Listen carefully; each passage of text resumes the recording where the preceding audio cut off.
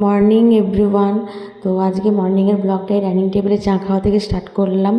তো আমি মায়ের সাথে গল্প করতে করতে চা খাচ্ছিলাম, তাড়াতাড়ির মধ্যে চাটা খাচ্ছিলাম, কারণ আজকে আমাদের কাজের দিদি আসবে না, তো সব কাজ করতে হবে। তো তাই চাটা খেয়ে কাজে লেগে পড়বো। তো চলো আজ কি কি করছি সারাদিন আমি তোমাদের সাথে শেয়ার করব। আমি সকালের খাবার মুড়ির সাথে খাবার জন্য কলাই সেদ্ধ করছিলাম কুকারে। কলাই সেদ্ধ নিয়েছিলাম মুসুরি কলাই সেদ্ধ করার জন্যে, আর কলাই সেদ্ধটা চাপিয়ে দিয়েছি, তার সাথে সাথে ভাতটাও চাপিয়ে দিলাম। যা যা বাসন ছিল সেগুলো সব নিয়ে এসে ধোয়াধুয়ি শুরু করছি। আমি বাসনগুলো ধুয়ে নিই, বাসনগুলো ধোয়াধুয়ি ভালো করে করে তারপর ভাবলাম বাকি কাজগুলো আরও করে নেবো। মেয়ের স্কুলের ড্রেস আর যেগুলো বাড়িতে পরে সেইগুলো নিয়ে এসে কাচা শুরু করে দিলাম আমি। সেগুলো কাচা হয়ে যাওয়ার পর তারপর ঘর ঝাড় দেওয়া, ঘর মোছা, আরও বাকি আমার শাশুড়ি শ্বশুর আমার হাজব্যান্ডের যা যা আছে সেগুলো কাচবো ভাবলাম।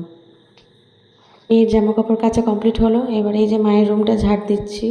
মায়ের রুমটা ঝাড় দেওয়ার পর এই যে বাবার রুমটা ঝাড় দেওয়া শুরু করলাম। মায়ের রুমটা ঝাড় দেওয়ার পর বাবার রুমটা ঝাড় দিয়ে নিলাম। তারপর বাবার রুমটা ঝাড় দেওয়ার পরে এবার ডাইনিংটা ঝাড় দিয়ে নেবো। ডাইনিংটা ঝাড় দিচ্ছি, আর এই যে আমার হাজব্যান্ড ঘুরঘুর ঘুরঘুর করছে পেছন পেছনে, কী যে করছে তার নেই ঠিক। এবার বাবার রুম থেকে স্টার্ট করলাম ঘর মোছা। ফার্স্টে বাবার রুমটা মুছে নিলাম ভালো করে চেয়ারগুলো সরিয়ে সরিয়ে ভালো করে মুছে নিলাম বাবার রুমটা। তারপরে এই যে ডাইনিংটা মোছা শুরু করলাম। ফ্যানটা চালিয়ে দিলাম, আমি তাড়াতাড়ির মধ্যে শুকিয়ে যাবে, কেননা চলাফেরা করলে সেগুলো পায়ের ছাপ হয়ে যায়। তাও আমার বর চলাফেরা করছে দেখুন, মানা করলেও শোনে না। এই যে আমার সব কাঁচা কমপ্লিট, দেখে নাও সব কাঁচা কমপ্লিট হয়ে গেছে। আর এই ওপরের রুমটাও মুছে নিয়েছি, স্নান কমপ্লিট করে নিলাম, স্নানও কমপ্লিট হয়ে গেছে। স্নান কমপ্লিট করে আমি চুল আঁচড়ে মুখে ক্রিম লাগিয়ে রেডি হলাম, এবার পুজো দেব।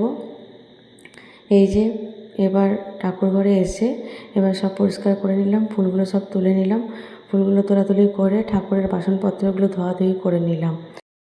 তো ধোয়াধুয়ি করা কমপ্লিট করে নিলাম। তারপরে এই যে ভালো করে মুছে নিলাম, পরিষ্কার করে নিলাম। ওগুলো সব ভালো করে ঠাকুরের জায়গাটা ভালো করে প্রত্যেক দিন আমি পরিষ্কার করি। ভালো করে ওগুলো পরিষ্কার করে নেওয়ার পর এই যে চন্দন পিঁড়িতে চন্দন ঘষছি।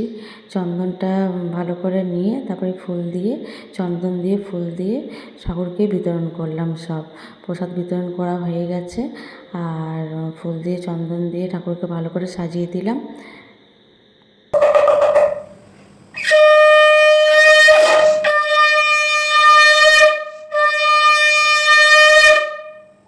পুজো কমপ্লিট হয়ে গেছে।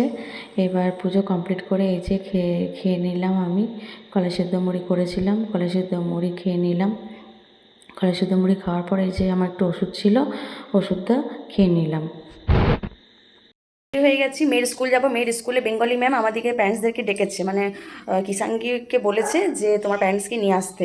তো চলো খেয়ে নিই, তারপর যাব, মেয়ের স্কুল যাব। তো চলো দেখা যাক।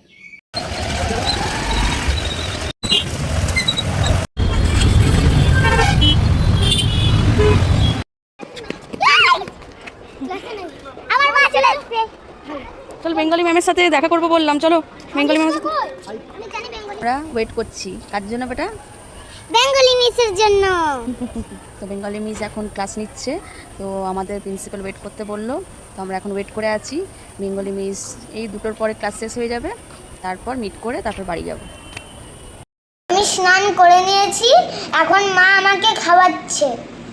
আমরা চলে এসেছি, এসে ওকে স্নান করে নিলাম। ওর বেঙ্গলি ম্যাম বললো ও যখন সামার ভ্যাকেশনের আগের দিন ও স্কুল ছুটি ছিল যায়নি, আর যেদিনে ফার্স্ট স্কুল খুলো সেদিনও যায়নি।